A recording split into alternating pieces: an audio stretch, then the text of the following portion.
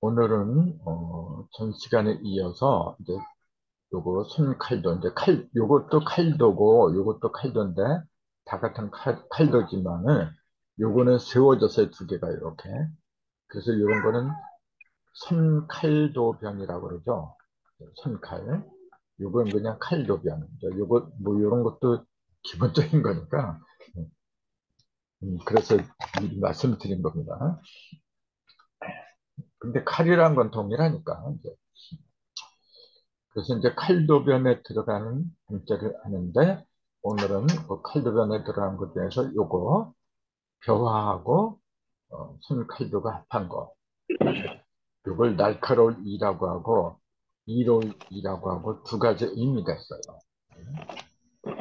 또, 날카롭다고 할 때, 날카롭다는 의미로 이제 많이 쓰죠. 날카롭다고 했죠. 아니, 이롭다고 할 때는, 이롭다 할 때 이제 요 자를 많이 쓰는데, 날카롭다고 할 때는 이제 예리하다, 이렇게 예리하다. 그때는 날카롭다, 이제 그런 뜻으로 이제 쓰는데, 그 이해는 거의다가 이롭다는 뜻으로 써요. 예를 들어서 권리, 이권을 찾아온 거거든. 유리하다, 이것도 이로운 거고, 이익할 때도 이로운 거고, 승리도 이로운 거고, 권리도 이자를 갖다가 이제 따먹는 거고, 이기도 마찬가지로 전부 다 이녀, 이득, 이윤, 이을. 그러니까 날카롭다는 뜻은 예리하다. 주로 거기에만 쓰지. 거기다가 이롭다는 의미로 많이 쓰다가 이제 그렇게 이제 볼 수가 있겠죠. 근데 이제 요 이자를 보면은 이게 벼화하고 칼도하고 이제 둘이 합한 거죠. 이제 벼화, 벼하고 칼하고 합한 게 뭐가 이로운 거냐, 또 뭐가 날카로운 거냐. 이제 벼가 익었잖아요. 근데 그걸 아무리 잘 익은 벼라고 해도 따지 않으면, 거두지 않으면은 이럴 게 아무것도 없어. 그냥 침 만들어서 농사 지은 것 뿐이지, 그냥. 그래서 그걸 걷어들여야 되는데, 걷어들인 것은 칼로다가 벼를 갖다가 잘라내야 돼요. 베어내야 돼. 그래서 벼화하고 칼도자를 합해가지고 벼를 칼로다 베어내는 게 이롭다. 이로우면 안 돼준다. 해서 이로이라고 이제 하게 되었다. 그렇게 옥편에는 그렇게 설명이 나와 있어요. 네.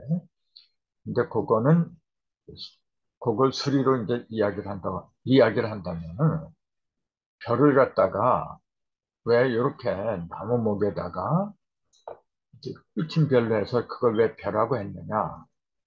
물론 그 전에 이제 설명을 드렸지만 한 번 들어갖고 잘 몰라요. 이게 18이잖아요. 나무목이라고 하는 게 열십하고 8. 이때 열십은 뭐냐면은 세 개의 십을 하나로 묶은 거죠, 이게. 십도 두 개가 묶인 게 있고, 즉, 이극이 겹친 게 있고, 삼극이 겹친 게 있고, 이제 그렇게 다르다 그랬잖아요. 여기에 여덟 팔이 있는 거 보면은 세 개의 일이 묶인 거예요.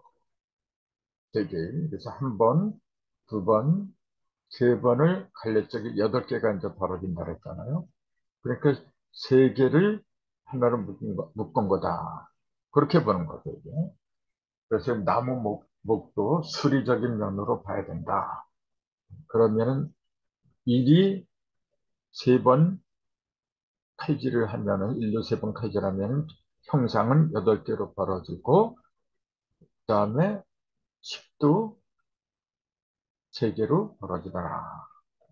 그래서 세 개의 십하고 여덟 개의 조각으로 나눠지니까 나무목이라는 녀석에 3과 8이라는 숫자가 이미 들어있어요. 요게 세 개의 십이고 요거는 여덟 개의 조각이다. 38이라는 의미가 이 나무 목장에 이미 들어있어요. 그래서 38목이라고 한 게 아닌가. 이건 수리를 통해서 물적으로 보이는 거지 문자를 갖고 아무리 보이지도 않아요.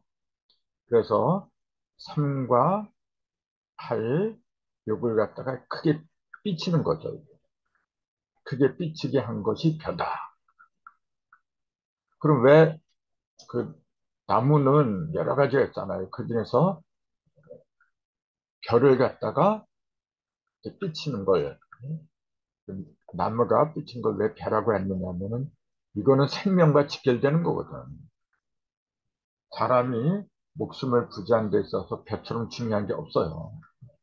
그러니까 38목 중에서도 가장 큰 가치를 발휘하는 거, 그걸 벼라고 한 거고, 그 벼를 갖다가 배워내는 게, 배워내는 것은 이로운 게 없다 해서 이로울 있자고, 또 그렇게 하려면 날카로워야 된다 그 얘기죠. 날이 서지 않은 상태에서, 즉 날카롭지 않은 칼로다가 이걸 볼 수는 없는 거거든. 그래서 날카로울 이하고 이로울 이라는 두 가지 의미가 들어있게 되었다. 그렇게 본 거죠. 그래서 아까 얘기했듯이 이를 쓰는 문자가 여러 가지가 있는데, 맨 첫 번째는 이제 예리하다. 요 예자, 요 예자는 날카로울 예자거든요. 이게 날카로울 예자. 또는 뾰족할 예자.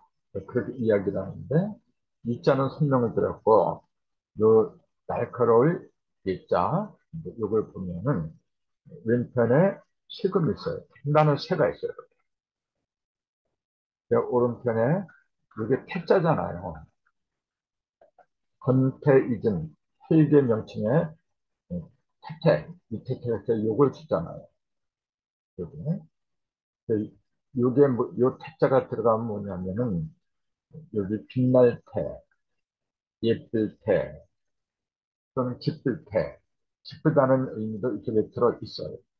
그래서 이 태자가 들어가면 대체적으로 여유가 있는 상태를 가리킨다. 그렇게 보면 돼요. 그게 무슨 말이냐면은, 이게 왜 여유가 있다고 그렇게 이야기를 하냐면은, 이게 여덟 팔, 여기 위에 여덟 팔 있잖아요. 그 밑에 있는 게 날평자라. 팔형을 말한 거예요. 여덟 개의 맞이. 여덟 개의 맞이라는 게 무슨 말이냐, 그러면. 그 세상에는 무수한 물질과 형상이 있는데, 대표적으로 드러난 거는 뭐냐면 8개예요. 8개야.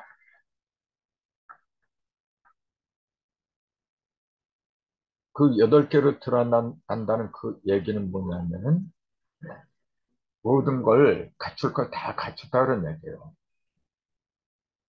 그래서 이제 숫자가 뭐 여러 가지가 있지만은 기본은 1에서 10까지 10개라고 했는데 그 중에서도 온전한 형상, 3극에 걸쳐서 온전하게 부족함이 없게 나누어진 상징이 뭐냐? 그럼 8이라 그랬거든요. 2도 형상이고 4도 형상이고 8도 형상이고 형상을 가르치는 숫자는 3개입니다.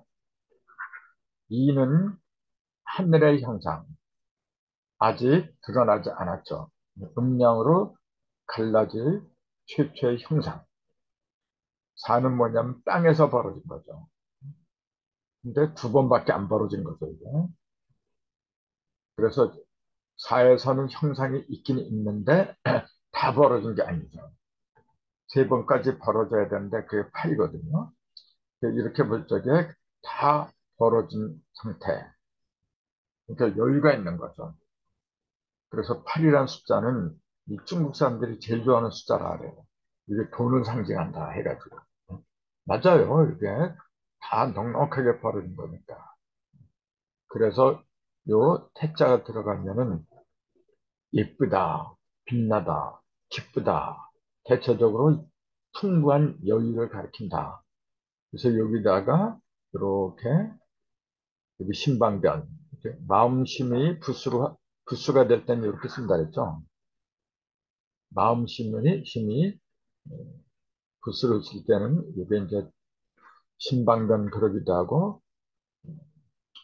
재방변도 그러는데 이제 마음심방정, 예, 마음심을 이렇게 쓴 거예요, 이게. 아무튼 마음심하고 그다음에 이게 기쁠 때가 벌어지면 이게 열자죠. 기쁠 열자죠. 희열을 느끼다 할 때 요 열자를 쓰는 거죠. 마음이 기쁜 거니까. 예.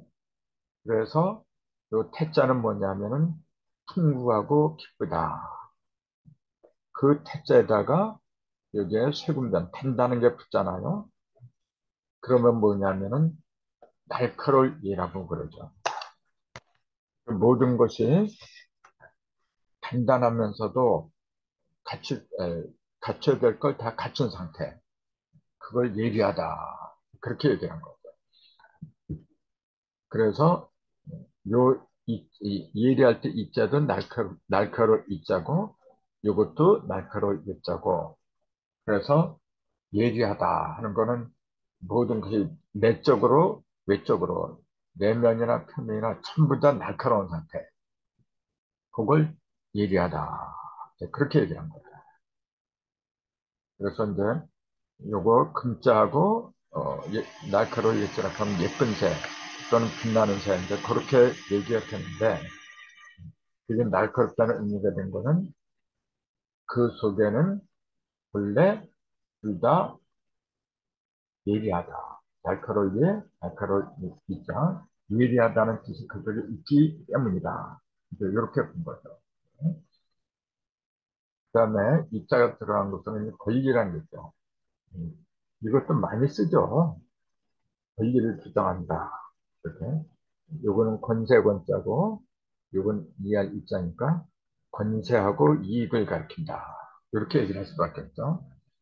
그 권도 이제 이 글자도 많이 써먹잖아요. 근데 이게 나무목하고 오른편에 있는 거, 이게 권이 아니라 이게 관자죠. 관. 무슨 관이냐면 황새관이라. 그래서 이게 이렇게 보면 밑에 대추자가 이렇게 있잖아요. 대추자. 위에는 여기에 희조자가 있고, 그 다음에 이 글자가 이렇게 있어요. 여기에. 요거는 뭐냐면 새는 새인데, 어떤 새냐면은 그 풀, 높이 이렇게 솟은 풀이 높이 솟은 것처럼 다리가 높게 발달한 새. 그러니까 높은 새죠. 키 큰 새. 그걸 황새라 해요. 거기다 나무목을 붙인 게 이제 권세권인데, 이게 왜 권세가 됐느냐 하면은 높으니까 이게. 입도 높아지고, 이게 좀 높아졌어요. 목이 다른 새들보다도 더 높아졌어. 그러니까 높아졌으니까 권세다. 힘을 상징한다. 그래서 권세권. 이제 그렇게 얘기를 한 거죠. 그러니까 자태가 높고 아름다운 황새가 나무 모였으니까 나무 위에 올라간 거죠. 나무 위에 올라가 있으니까 높은 위세나 권세를 가리킨다. 해서 권세권이다. 또는 저울추권이다. 이렇게 얘기한 거죠. 저울추권이라고 한 것도 뭐냐면은 저울에서 모든 걸 무게를 달잖아요. 그러니까 모든 걸 좌지우지하는 그런 힘을 갖다가 권세라고 부르는 거거든요. 그래서 권세권이나 저울추권이나 그 의미가 같더라. 그렇게 보는 거죠. 그 다음에 이자가 들어간 것은 유리라는 게 있어요. 유리하다. 이 유자도 뭐 다 알죠. 있을 유자. 네? 그래서 이게 있을 유자를 보면은 여기 달월변이 있고 달월 그다음에 왼쪽에 여기 왼쪽 좌라랬죠. 왼좌. 요 글자 자체가 왼쪽을 가리켜요. 오른쪽은 이렇게 얘기를 하죠. 좌우 이렇게 얘기하는데 여기다가 장인 글자를 붙이면 왼쪽 좌라가 확실하게 이제 더 왼쪽 좌라가 이제 그렇게 되죠. 근데 이것도 우리가 알아둬야 되는 게 뭐냐면은 여기 있어도 왼쪽 자고 장인공이, 장인공이 있어도 왼쪽 자고 없어도 왼쪽 자예요. 근데 왜 여기다가 장인공을 붙였을까요? 장인공을 붙인 걸 왼쪽이다.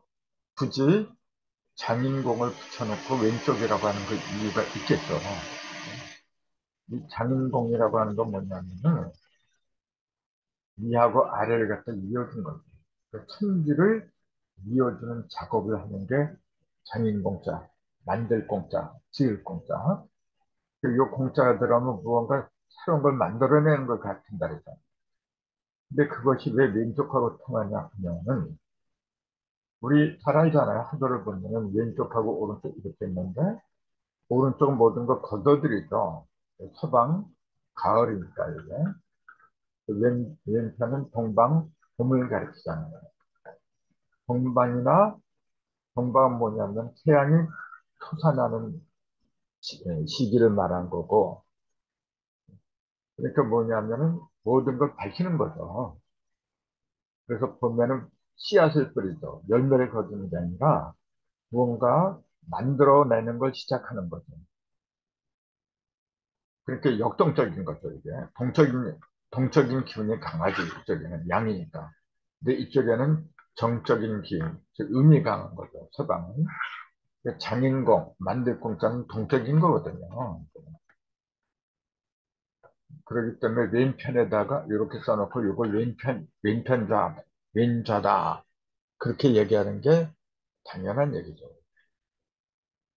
그럼 이걸 이렇게 써놓고 여기다가 장인공 대신에 입구자를 써놓고 뭐라뇨? 오른쪽으로 하래요. 이거 오른 우 그래. 여기다가 이걸 왼쪽이라고 해놓고 입구별을 집어넣으면 오른쪽이라 해요. 좀 이상하잖아요. 그러니까 이렇게 했다고 해서 반드시 왼쪽을 가리키는 건 아니란 겁니다. 요거는 뭐냐면 가르고 미쳤다. 가르고 미쳤다. 이게 뭐냐면 가르다고 하는 건 뭐냐면은 막 혼동된 거죠. 이렇게 막 뒤섞여가지고 아무것도 분간할 수 없는 것 같다. 이렇게 가른 거죠. 그 다음에 이친절 그거 갖다가 더 강력하게 드러나게 하는 거죠. 그러니까 이게 반드시 왼쪽만 가르친 게 아니죠. 아닌, 요, 본래 의미는 뭐냐, 왼쪽, 오른쪽 그런 걸 가르친 게 아니고, 무언가 혼돈되고 복잡한 것 갖다가 가르고, 그 다음에 정교하게 드러내는 거죠. 이제. 그래서 요 글자 자체가 역동적이다. 이제 그 얘기죠. 막 뒤죽박죽된 것 갖다가 정리하는 그 의미가 있는 거거든요. 그런데 왜 왼쪽을 가리키는 왼자라고 하게 되냐면, 이게 막 섞여 있고 그냥 복잡하고 갈라지지 않았을 때는 뭐냐면은 어둠이죠. 어둠. 혼잡한 상태. 거기서 갈라서 붙인다. 그러니까 이거는 그 동적인 거니까 왼쪽하고 통한다 해서 왼자라고 한 거지. 이게 들어간다고 해서 반드시 왼쪽을 가리킨 게 아니다. 그 얘기예요. 그래서 좌에도 이게 붙고 우에도 이게 붙어요. 근데 좌에는 장인공이 들어간 거고 우에는 입구자가 들어간 거고 요거는 장인공은 하늘과 땅이 흩어진 것 갖다 이어주는 거고 요거는 뭐냐면은 갈라서 요게 한 쌍, 요거하고 요게 같은 한 쌍, 요거하고 요게 같은 한 쌍, 쌍으로 이렇게 묶어진 거. 그래서 원방각할 때 요거 갖다 방이라고 한다 그랬잖아요. 그러니까 중심을 가리킨 게 아니고 중심에서 표면으로 벌어진 짝을 가리킨 겁니다. 이 입자가 들어갈 때는. 그러니까 공자하고 붙자하고 요거 이제 구분을 한다면 요거는 그 흩어진 것 갖다가 이어주면서 뭔가 새로운 걸 만들어내는 거고 요건 만들어 놓은 것 갖다가 갈리는 거예요. 이게. 요건 두 개가 한 짝이고 요거 두 개가 한 짝이다. 이렇게 가르는 거예요. 이건. 그러니까 이건 이미 만들어진 상태, 요거는 만드는 상태. 그래서 만들어진 상태는 서방을 가리키는 거고, 또 오른쪽을 가리키는 거고, 만드는 거는 왼쪽, 동방을 가리킨다. 그래서 좌우에 똑같이 요 왼좌, 요 부수를 사용하더라. 그렇게 볼 수가 있는 거죠. 그 다음에 유리할 때, 유리, 요걸 얘기하다 그랬죠. 그래서 요게 왼좌고 무언가 갈라서 드러내는 거죠. 근데 그 안에는 발월자가 들어있어요. 발월자.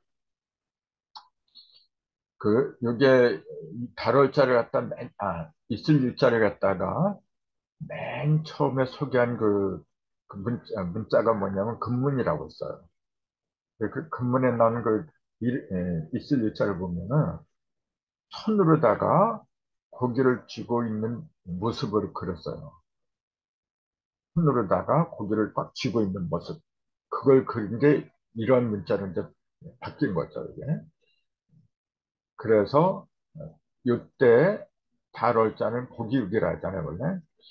고기를, 요거는 뭐냐면은 왼손을 말한 거예요. 이렇게. 왼손으로 고기를 쥐고 있는 모습이다. 그래서 쥐고 있다. 쥐고 있으니까 뭐냐면 내 거다. 그 얘기예요. 내가 고기를 쥐고 있다.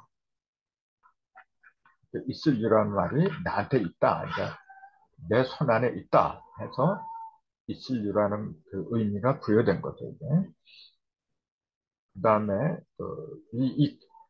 그때 이제 더할 입자 이렇게 이것도 이제 많이 쓰잖아요. 더할 입 요거의 반대는 덜손 이렇게 손수변 손을 갖다 이렇게 쓰는데 부수가 될 때는 이렇게 이것도 이제 손수변 이렇게 얘기를 하죠. 이것도 제방전 보통 그렇게 얘기를 하는데 요, 요거는 마음심을 말한 거고 요거는 손을 말한 거고 이제 붓으로 사용할 때는 손이 이렇게 변하고 마음이 이렇게 변한다. 이런 것도 기본적인 거거든요.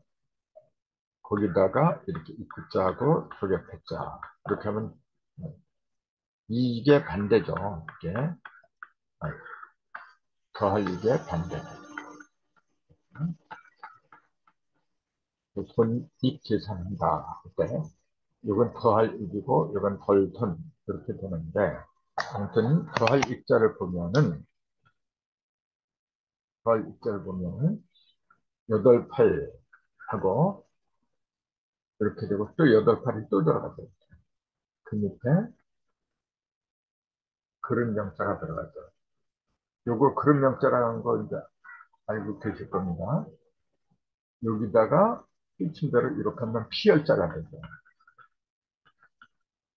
이렇게. 며칠 전에 우리 처남이 오셨어요. 그래서 나하고 이제 얘기하는데 중생을 이렇게 쓰더라고요. 이렇게 중생이라고 이게 물이 중자잖아요. 물이 물이 이렇게 쓰길래 내가 물었어요. 그래서 이게 물이 좀 맞는데 요걸 갖다가 무리를 갖다가 이렇게 썼을까요? 그러보니까 생각을 안 하던 거니까 빤히 쳐다봐. 그래서 제가 그랬죠. 이걸 보세요. 이게 피 아닙니까? 피열이네. 이제 그래요. 근데 밑에 있는 거. 이게 뭡니까? 이게 뭐냐면 이게 돼지 시자거든.